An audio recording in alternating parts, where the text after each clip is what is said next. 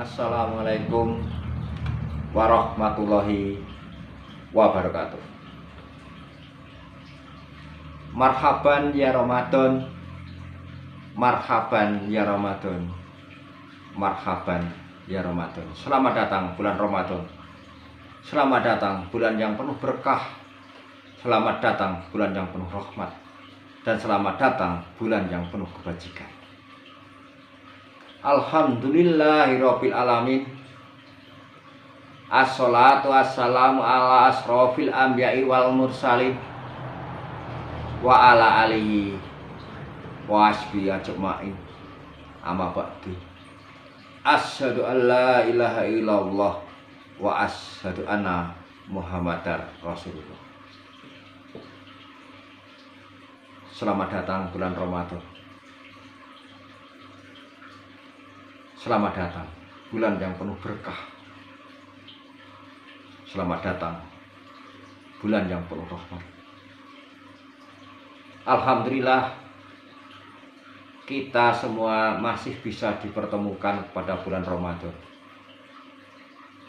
Semoga kita semua selalu diberikan kekuatan, diberikan kesehatan, keselamatan, kedamaian oleh Allah Subhanahu wa Ta'ala, sehingga kita bisa menjalankan puasa Ramadan dengan penuh dan berkualitas. Saudaraku di berbagai penjuru yang saya hormati, pada kesempatan ini marilah kita saling asih dan asuh tentang puasa, di mana pada kesempatan ini saya ingin mengupas tentang puasa Hawa 9 atau poso Hawa 9. Semoga setelah saudara-saudaraku semua menyimak apa yang saya sampaikan dalam forum asih dan asuh ini, kita bisa menjalankan bulan puasa ini dengan hasil yang maksimal dan berkualitas, sehingga nantinya di bulan Syawal kita benar-benar jiwa kita menjadi putih bersih, menjadi fitri, menjadi suci. Saudaraku yang saya hormati, mungkin bukan rahasia umum lagi, kita sebagai umat muslim, kita sudah tahu bahwa puasa Ramadan itu adalah puasa wajib. Semua umat muslim wajib melakukan berpuasa itu. Hal itu seperti yang tersurat dalam surat Al-Baqarah ayat 183 yang bunyinya, ya ayyuhalladzina amanu kutiba alaikumussyam kama kutiba alal ladzina min qablikum la'allakum tattaqun. Yang artinya, hai orang-orang yang beriman, diwajibkan atas kamu berpuasa sebagaimana diwajibkan atas orang-orang sebelum kamu, agar kamu bertakwa. Itu dalilnya. Tapi mari kita lebih memperdalami lagi. Kenapa dalam kalimat pertama itu ya ayyuhalladzina amanu, bukan ya ayyuhalladzina muslimun atau ya ayyuhalladzina mu'minun? Saudaraku yang budiman, kewajiban berpuasa itu sebenarnya tidak hanya pada saat Nabi Muhammad Shallallahu Alaihi Wasallam saja. Sejak Nabi Adam alaihi salam dan Nabi Musa alaihi salam, puasa itu sudah ada. Malah menurut sejarah, puasanya Nabi Adam dan Nabi Musa itu selama 40 hari. Jadi dalam surat Al-Baqarah itu ya ayyuhalladzina amanu, bukan tidak hanya yang bersifat khususon ya ayyuhalladzina mu'minun atau muslimun. Bagi orang-orang yang beriman, tidak hanya bagi orang-orang muslim atau orang-orang mukmin.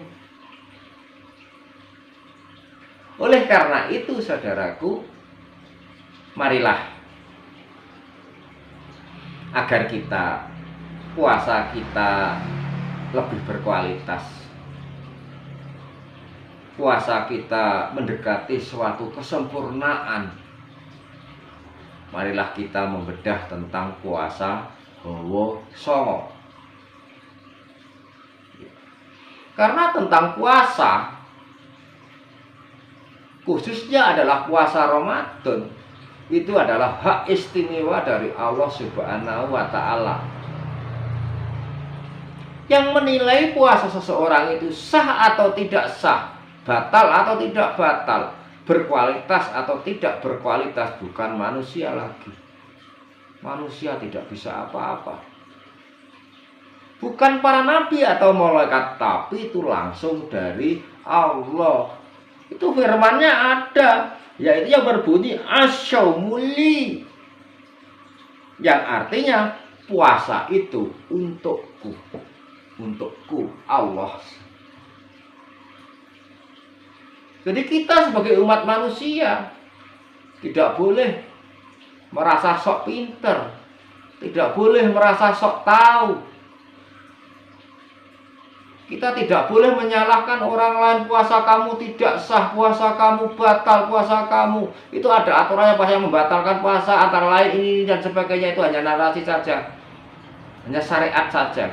Secara kualitas tetap Allah Subhanahu wa Ta'ala. Jadi dalam berpuasa itu sebaiknya kita itu harus lebih memfokuskan pada pembersihan jiwa kita, pensucian jiwa kita. Tidak perlu kita itu menyalahkan orang lain, mengoreksi orang lain. Mari kita koreksi diri kita sendiri, agar puasa kita itu tidak terkurangi oleh hal-hal yang tidak baik. Karena pada hakikatnya puasa itu adalah tidak hanya sekedar menahan lapar dan dahaga, tapi puasa adalah belajar untuk mengendalikan hawa nafsu. Dan di mana letaknya hawa nafsu itu?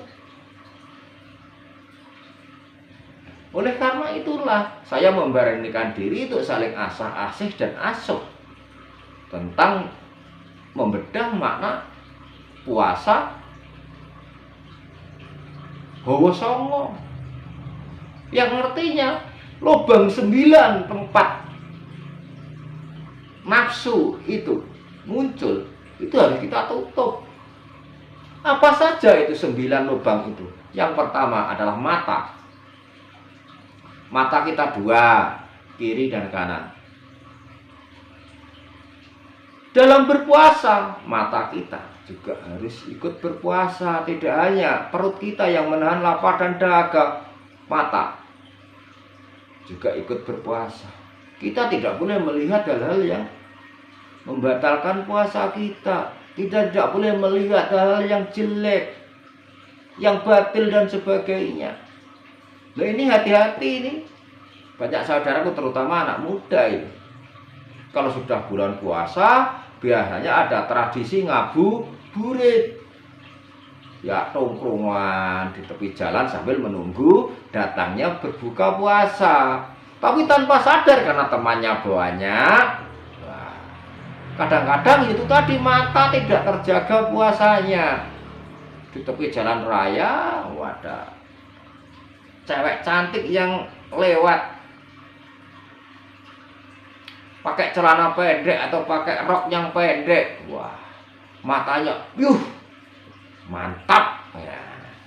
Itu mengurangi kualitas kita. Akhirnya mata kita itu pahalanya kurang sempurna. Jaga mata kita. Kita melihat yang baik, Bolehlah kita ngabuburit, melihat suatu pemandangan, melihat alam yang indah. Seperti itu. Kita mensyukuri nikmat Allah, ternyata Allah itu memberikan sesuatu yang luar biasa pada manusia. Enak. Kita lihat hijau, daunnya menghijau, melambai-lambai dan sebagainya. Masya Allah. Itulah sebabnya apa yang kita lakukan. Mata juga harus berpuasa. Yang kedua, jalan yang kedua yang harus kita tutup, karena itu mau jalan keluarnya hawa nafsu itu yaitu telinga. Telinga kita juga ada dua, kiri dan kanan. Dalam berpuasa kita tidak hanya menahan lapar dan dahaga. Telinga kita harus tertutup dari hal-hal yang bersifat batil, hal-hal yang bersifat negatif. Kita sudah berpuasa dengan baik, tidak makan, tidak minum dan sebagainya, tidak melihat hal-hal yang bersifat negatif. Tapi telinga kita pada saat berpuasa ada teman, saudara atau tetangga diajak mengguncing orang lain. Itu juga mengurangi pahalanya, kualitasnya berkurang. Kalau saya diajak mengguncing, katakan saja istighfar, astagfirullahaladzim, maaf saya sedang berpuasa. Kita menyadarkan yang mengajak menggunjing, diri kita tetap setia hati ikut berpuasa. Lubang yang ketiga adalah hidung. Pada saat perut kita menahan perih, menahan lapar dan dahaga, hidung kita juga harus berpuasa. Bagaimana caranya berpuasa hidung itu, Mas?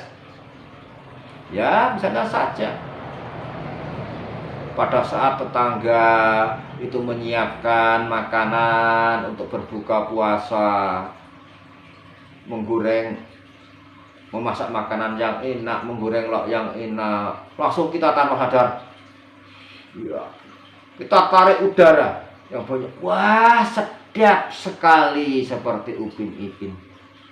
Itu juga mengurangi kualitas berpuasa kita. Ya. Jangan gitu, ya biasa saja kita nambah, pun itu masuk, kita tenang saja, sambil beristighfar, astagfirullah, astagfirullah, astagfirullah. Atau mungkin lafaz saja Allah, Allah, Allah. Itulah hidup kita isi dengan kalimat zikir. Kita itu banyak bertafakur dalam berpuasa itu. Nafas kita isi dengan lafaz Allah. Itu insya Allah puasa kita itu mendekati sempurna. Yang keempat yang harus kita tutup rapat-rapat adalah mulut kita.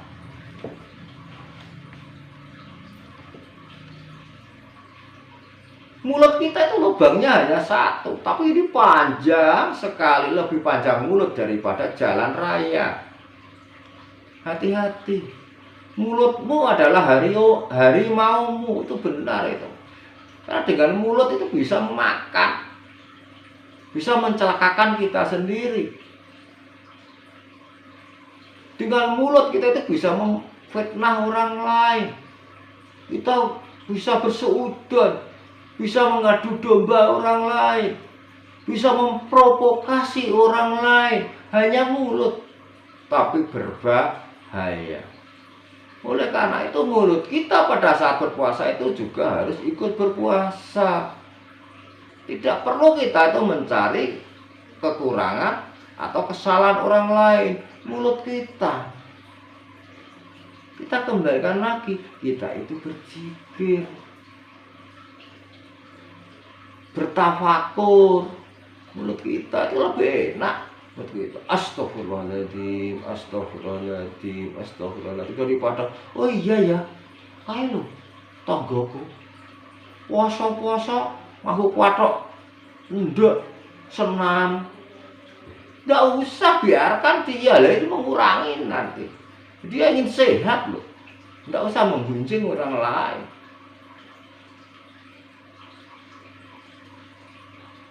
Itu. Yang kelima, yaitu setelah mulut harus dijaga, juga harus ikut berpuasa. Yang kelima, kemaluan kita juga harus berpuasa. Bagi yang sudah bersuami istri, itu jangan sampai melakukan hubungan suami istri pada siang hari, pada saat berpuasa ditahan. Walaupun pengen ya tunggu malam. Itu. Ini bahaya ini. Juga bahaya. Itu nafsu itu. Itu nafsu. Dan yang terakhir yaitu dubur. Dubur itu kelihatannya di belakang, tapi itu kadang-kadang itu menjengkelkan orang lain, bikin tidak nyaman orang lain. Coba saja pada saat banyak yang duduk atau ngabuburit tongkrongan, dubur kamu mengeluarkan udara yang berbau itu. Orang lain itu saling menuduh. Kamu yang kentut ya, walaupun tidak bersuara. Baunya luar biasa. Siapa yang kentut? Kamu ya, kamu lah. Itu tidak boleh. Seperti kalau ingin kentut, jangan di depannya orang-orang yang berpuasa. Kita agak menjauh sedikit lah. Kita keluarkan di sana gasnya itu. Itu jumlahnya 9. Mata 2, telinga 2, 4, hidung 2, 6, mulut 1, 7, kemaluan 1, 8, dan dubur 9. Inilah yang dimaksud dengan poso hawa songo. Kita harus bisa menutup lubang-lubang itu. Wah, insya Allah apabila kita bisa melakukan itu, puasa kita itu mendekati sempurna. Karena kesempurnaan itu hanya milik Allah Subhanahu wa ta'ala. Sangatlah sombong kalau manusia itu mengaku sempurna. Kesempurnaan itu hanya milik Allah. Manusia saja tidak sempat disempurnakan orang lain. Jangan sampai takabur, jangan sampai ria, saya lebih, saya paling. Jangan, karena sifat itu adalah sifat yang sangat dibenci oleh Allah.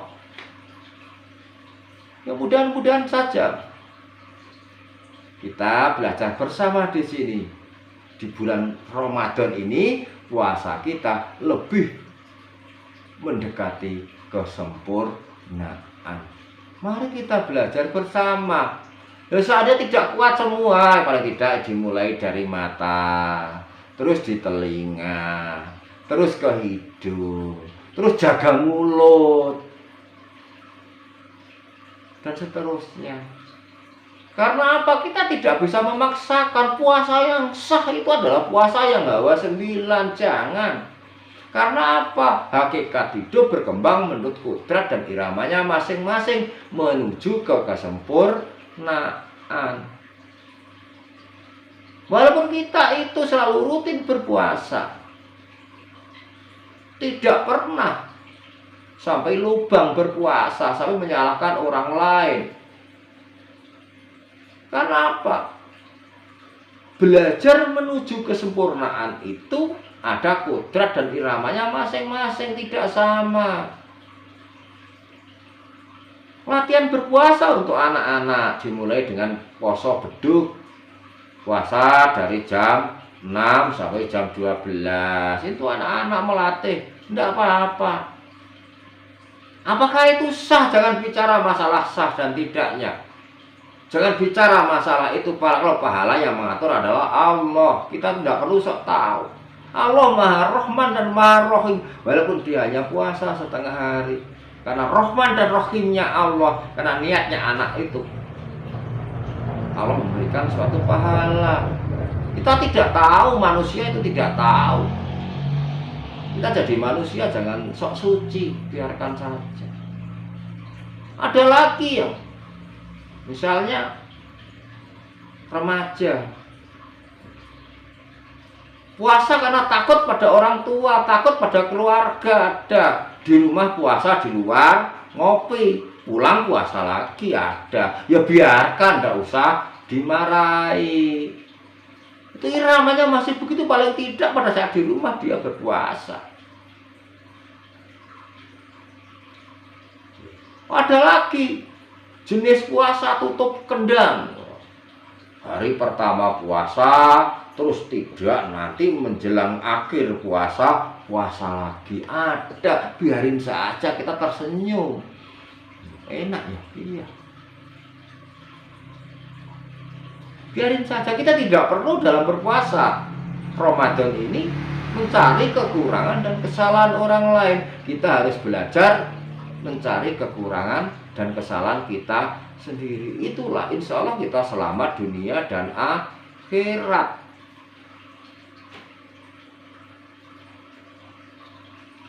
Karena puasa itu sekali lagi bukan haknya manusia, bukan haknya siapapun yang berhak untuk mengoreksi puasa dan memberikan pahala itu langsung dari Allah. Puasa Ramadan ini adalah ujian internasional. Tidak hanya ujian nasional, ujian internasional di alam semesta ini. Langsung wasitnya, penilainya adalah Allah Subhanahu wa ta'ala. Itu tadi asyaumu li, puasa itu milikku, miliknya Allah, bukan manusia. Sombong kalau manusia itu mengaku-ngaku sok tahu, berani mengatakan sah dan tidak sah. Manusia berani mengatakan sah dan tidak sah itu dasarnya hanya ada itu secara teoritis saja, tapi secara kualitatif itu tetap Allah, bukan manusia. Malah secara kuantitatif, oh kalau kamu ibaratnya pada saat puasa terus kamu itu minum, itu tidak sah, kan hanya secara kuantitatif saja. Jelas kalau itu hanya yang kasat mata saja. Tapi yang tidak kasat mata, secara global puasanya itu kualitasnya itu adalah dari Allah. Manusia ya tahu puasa yang tidak sah karena makan dan sebagainya itu hanya secara jasmania saja, secara rohania itu dari Allah. Apakah puasanya itu hanya sekedar menahan lapar dan dahaga saja, atau puasa itu puasa secara keseluruhan, all out. Puasa bisa menahan hawa nafsu, dan itulah yang diharapkan oleh Allah, tidak hanya sekedar menahan lapar dan dahaga. Karena apa? Musuh yang terbesar bagi kita bukanlah pihak ketiga atau orang lain. Musuh yang terbesar bagi kita adalah diri kita sendiri, yaitu melawan hawa nafsu. Berat hawa nafsu itu. Oleh karena itu ya kita sebagai umat muslim harus banyak-banyak, yaitu tadi di bulan suci Ramadan banyak-banyak bertawasul, banyak-banyak bertafakur. Kita banyak-banyak berserah diri pada Allah. Manusia tidak punya apa-apa dan tidak bisa apa-apa. Karena yang punya apa-apa dan bisa apa-apa hanya Allah Subhanahu wa ta'ala. Jangan sok-sokan, sok keminter, sok tahu dan sebagainya. Sudah, marilah kita jalani kehidupan ini sesuai dengan kodrat dan iramanya masing-masing. Janmotan keno angino, kita tidak boleh menghina orang lain, meremehkan orang lain dan sebagainya. Mudah-mudahan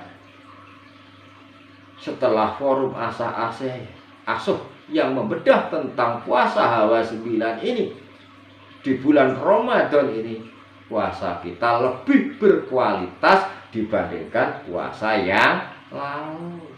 Karena yang lalu kita belum tahu, tapi kalau sudah ada yang tahu, alhamdulillah.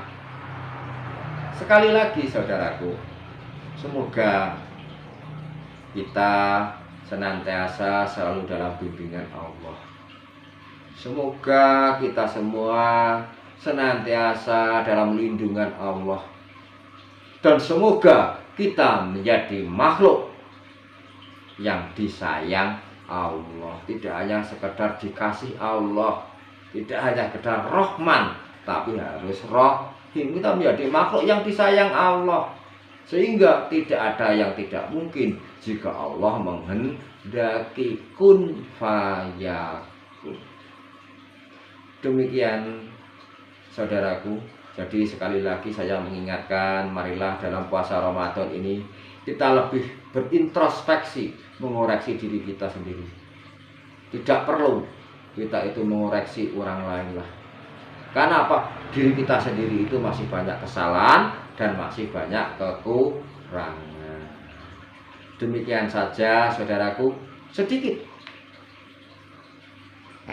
kita saling asuh dan ini semoga ada guna dan manfaatnya. Sekali lagi, tidak ada manusia yang sempurna. Semua manusia masih punya kesalahan dan kekurangan. Karena kesempurnaan yang hakiki, kebenaran yang hakiki hanyalah milik Allah Subhanahu wa ta'ala. Akhirul kata, wassalamualaikum warahmatullahi wabarakatuh.